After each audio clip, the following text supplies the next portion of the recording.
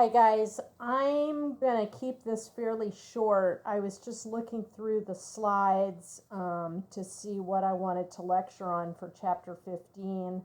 Um, Chapter 15 is fairly straightforward. It's the first part of the chapter talks about the audit process and the rules for audits, and there are several different types of audits when you're audited by the IRS. And then another part of the chapter talks about filing rules with regard to filing tax returns and paying estimated taxes and penalties for failure to file on time and or pay on time. And then the last part of the chapter talks about stiffer types of penalties for substantial understatements of income, and fraud penalties, and criminal penalties, and also preparer penalties. Preparers can actually be subject to penalties for in some instances. So it's very important when you're preparing someone's tax return and you're putting your name on it that you make sure that it's substantially correct. And you're signing under penalties of perjury that you do believe that the tax return is substantially correct. So that, in a nutshell, is what this chapter is about. And when I went to the slides to see what I wanted to lecture about, I realized that there are some errors in the slides. I think it's because we are using a book from last year, and probably it was published before the rules changed. And there are some changes with regard to due dates for corporate tax returns. So I wanted to make sure that you're aware of those changes. You should go ahead and answer questions on the homework and on the quiz according to what the rules say in the book, in the chapter.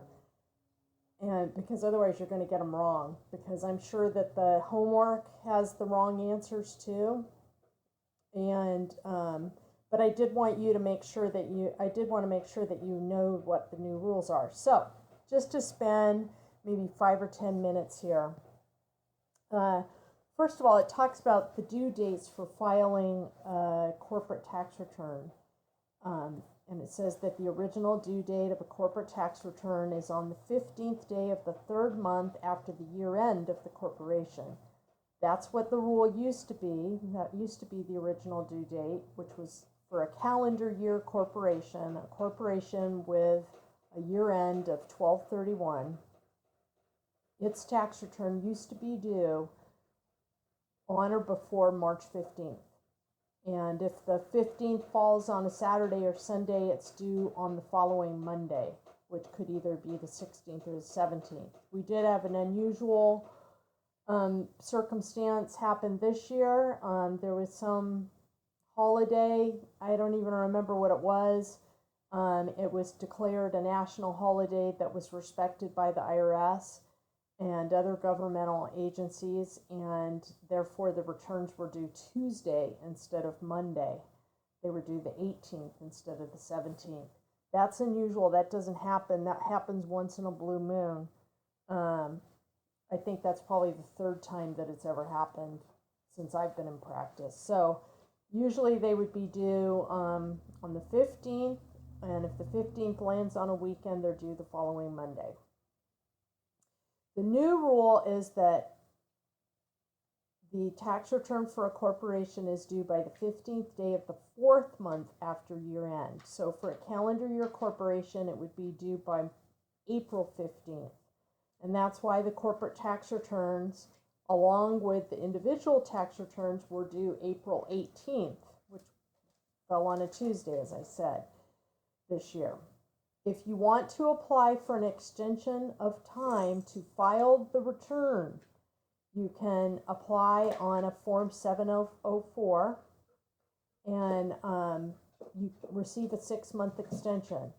So that would then mean that the corporate return, and that's an automatic extension, meaning you don't have to wait for the IRS to come back and say, I grant you the extension that you applied for. You just get it. It's automatic. And it's a 6-month extension. So then the returns would be due by 10/15 of the following year.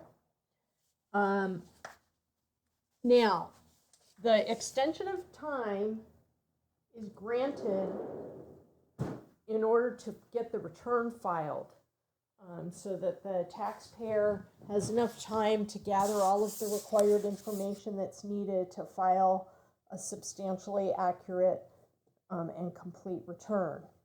And in fact, that is for state extension applications, some of the states will ask you to provide a reason for filing, for requesting an extension of time to file. And that's the typical reason that we give, is taxpayer requires additional time in order to file a complete and accurate tax return. To gather required information to file a complete and accurate tax return. You'll see that, if you were in practice, you'll see that on almost every extension where where a reason is required. When you're paying estimated taxes, so first of all, an extension of time is granted to file the tax return, not to pay taxes that are due on the return. So all estimated taxes that you believe are due on that tax return are due by the original due date. And if you fail to file your return, pay your taxes by the original due date, subject to some exceptions, if caught, you would be subject to a penalty for failure to pay on time. And so it is important to make sure that, one, as a corporation, you're having your client pay taxes as they go along during the year, as they're recognizing income during the year.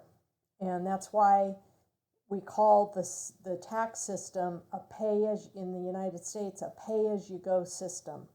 It means that you're required to pay estimated taxes as you go along during the year, earning income. And that's the case for individuals as well as corporate entities. So the dates for paying estimated taxes, this is wrong here too, and this is just plain wrong, especially when you look at the next slide here. So for a calendar year C corporation taxpayer, the first quarterly estimate is due by 4/15. The second quarter is due by 6/15. The third quarter is due by 9/15, and the last quarter is due by 12/15. Now, I actually looked this up because I thought, you know what, I better make sure that I'm right because they changed the rules with regard to the due date of the tax return. So I thought, well, maybe they've changed the rules with regard to some other stuff, and with regard to payments of estimated tax too. And I want to make sure that I don't tell you guys something incorrect here. So what I did, and you'll remember, make this a little bit smaller. You'll remember the way that I looked this up was that I went on to the IRS website, irs.gov, and then I typed in, here's my home page, irs.gov. I clicked on Forms and Pubs. I clicked on List of Current Forms and Pubs. I typed in 1120, and it came up with all of my forms and schedules that have the letters 1120 in it. So I click on instructions, and then my instructions came up. Now I've already converted this into a PDF so I could do some highlighting for you guys. When you look in instructions, the first thing that it's going to tell you on the first page of instructions on every IRS form is what's new. And it does this for a lot of the state return instructions as well. And that's so that you as a practitioner or as a taxpayer are savvy to, you're made privy to new rules that could affect the filing and preparation of your tax return in the current year that might be different than what you did in the prior year. So we as tax return preparers, we read the what's new stuff in the instructions. We also have other ways of finding things out so that we don't get caught unaware. So changes in due dates for filing corporate returns for tax years beginning after 2015. The due date for filing corporate returns generally is the 15th day of the 4th month after the end of the corporation's tax year. Special rules do apply, however, for tax years ending in June. And for tax years ending in June, it talks about it a couple pages later, those are still due by 3/15. And what they're trying to do is they're trying to, I think, ease the burden for taxpayers who have multiple types of entity returns that they're filing. And they're also trying to ease the burden for the IRS. It used to be that the corporate returns were due by March 15th, and then the individual returns and the partnership returns were due by April 15th. So now, actually, the partnership returns are due by 3/15, and that's so that for any partnerships, for any corporations that have flow-through income from a partnership where the partnership owns part of the corporation. So the corporation is actually receiving some flow-through income from the partnership. Then they are able to, with a March 15th due deadline for the partnership, the partnership is able to give K1s, estimated K1s, to the partners, to the corporate partners, in time for the corporate partners then to slip the income and expenses showing on their K1 into their spreadsheet, which calculates their corporate taxable income, so that they can then either file a tax return on 11/20 by the original due date of April 15th, so they'll have 1 month to do that from the date that they receive the K1 from the partnership that they are a partner in, or they can actually file an extension on a 7004. When you file an extension on a 7004, as I said, it gives you an extension of time to file the tax return, not to pay the tax. So you still have to come up with your estimated taxable income for the corporation, and then your estimated tax liability, and then you subtract from that all of the taxes that you've paid year to date, and then whatever's left over, you might add some cushion to cover, the fact that you're actually making estimates at this point because everything's not finalized in your corporate books, and then you would pay the result on with the filing of your 7004 extension application. So that's how it works when you file an extension. And that's one of the reasons why they changed the due date of the corporate return from 3/15 to 4/15, was to allow corporate partners to receive the K1s in time to bake that income from the partnership into their calculation. There is an increase in the penalty for failure to file. It used to be the smaller of $100 or the actual penalty, and now it's been increased to $205. just wanted to point that out. It's still not a huge thing, but it did change, and I actually wasn't aware of that.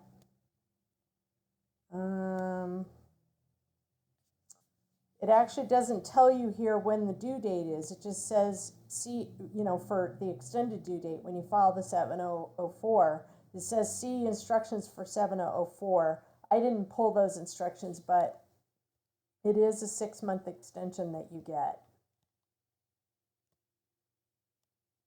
And here's the blurb about a corporation with a fiscal tax year ending June 30th. They have to file their extension or their return by the 15th day of the 3rd month after the end of the tax year.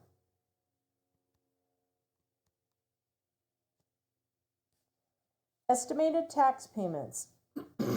Installments are due by the 15th day of the 4th month, the 6th month, the 9th month, and the 12th month. So that means that a corporation with a calendar year end will have their estimated tax installments due by 4/15, June 15, September 15th, and December 15th. Also, the corporation only needs to make estimated payments, installment payments of its estimated tax, if it expects the total tax for the year to be $500 or more. So if they think they're going to have a loss, or they think they're just going to have, a minimal amount of tax due for the entire year, then they can skip making estimated tax payments. Also, the corporation has to use electronic funds transfer to make installment payments. They're not made by check. All corporations use EFT, it's called, electronic funds transfer. And there are actually special rules for corporations that have large amounts of tax due. For those corporations, they have to make the payments by EFT, or they get penalized for not doing so. Also, if a corporation thinks that it has overpaid its estimated tax throughout the year, and it realizes that when it's computing its total tax liability for the year right before it files its extension, it can actually get a quick refund of the overpaid taxes by filing a Form 4466. And it has to be paid, that form has to be filed no later than the original due date of the return. I had a client who, they were like $150 million overpaid, and their tax return preparer, which fortunately was not me, I didn't come in until after the due date. I was asked to come in by a friend and consult. And now they're trying to get the tax back. They can't get it back. They're not going to get it back. Well, they ended up having penalties applied too. It's a long story, but you do need to be careful. There are certain rules about the way to get your money back, and when you will be subject to penalties and interest on those penalties and interest on that tax. And if you don't do everything the way you're supposed to do, you can try to get penalties abated by showing reasonable cause. But it's a lot of trouble. Sometimes it works and sometimes it doesn't. Here it says that a corporation that does not make estimated tax payments when due may be subject to an underpayment penalty for the period of underpayment. That's called an estimated tax penalty. That's not a late filing penalty or a late payment penalty. This is a different penalty that could be on top of your underpayment, your late filing penalty and or your late payment penalty. And this is for corporations who are deemed to not have made the estimated tax payments at the level that they should have each quarter. And the way that you figure out whether they are subject to an underpayment of estimated tax penalty is by filling out a Form 2220.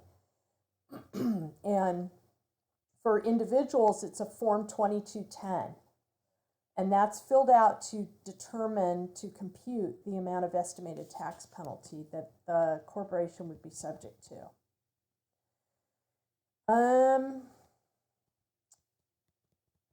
Interest is charged on taxes that are paid late, even if an extension of time to file is granted. So that comes back to my point earlier where I said that an extension of time is granted for filing the tax return, not for paying tax that's due with the tax return. So if a taxpayer receives a notice from the IRS for a late payment penalty, they will be charged a late payment penalty, and it's discussed right here. Late payment penalty is 0.5% of the unpaid tax for each month or part of a month that the tax is not paid, up to a maximum of 25% of the unpaid tax. Secondly, a corporation that does not file its tax return by the due date, including extensions. So if you fail to file a 7004 and then you just file your tax return late, like after 4/15 for a calendar year corp, and you get caught, you will be subject to a penalty of 5% of the unpaid tax for each month or part of a month that the return is late, up to a maximum of 25% of the unpaid tax. Now know that you could be subject to both of these penalties. However, they will never subject you to more than 5% of the unpaid tax for each month or part of a month. So they will never make it 5.5%, because remember, the late payment penalty is 0.5% per month, and this is 5% per month for the late filing penalty. If you have both apply, then they basically reduce this 5% to 4.5%, so that in total you're paying 5%. You get charged interest on late payment penalties and also the taxes. For late filing penalties plus the taxes. And it says that right here. Interest is also charged on penalties imposed for failure to file. You do not get charged interest on late payment penalties.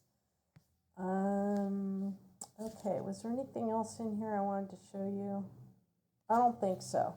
Let me go back to the slides real quick. So just to reiterate, this stuff is a little bit wrong here on slides 7 and 8. Interest does compound daily. Interest compounds from the original due date until the date of payment. And no, there will be no abatement of interest. Abatement means lessening of, or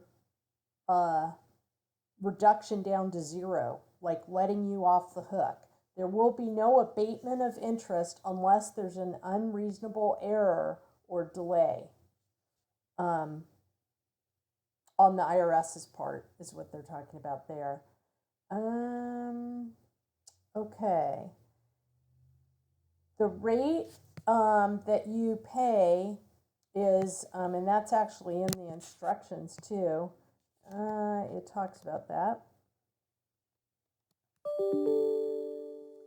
The rate that you pay, oops, I was supposed to get rid of that, wasn't I? The interest charge is figured at a rate determined under section 6621. Those are also rates that are published by the IRS in regularly stated notices or issued notices. So if you don't know what the rate is, you can look it up on the IRS website and it should tell you what the rate is. And now we're getting into all the other kinds of These are the civil penalties that we already talked about: failure to file, failure to pay, and failure to pay estimated tax penalties. I'm not going to go through this. This is for individuals, actually. There's 2 slides here on individuals. Which now I can't flip my slide. And then these are the other types of penalties, the stiffer penalties that I was talking about before. So I'm going to let you guys go at this point. I'm not going to keep lecturing. Just, I gave you 1 or 2 questions for your homework from each part of chapter 15, and then for some parts of the chapter, you'll see that you're on the quiz, you're just getting asked questions from certain areas of the chapter that don't really require work through of problems. They're more conceptual type areas of the chapter. So that's what the quiz is made up of, is from those areas of the chapter.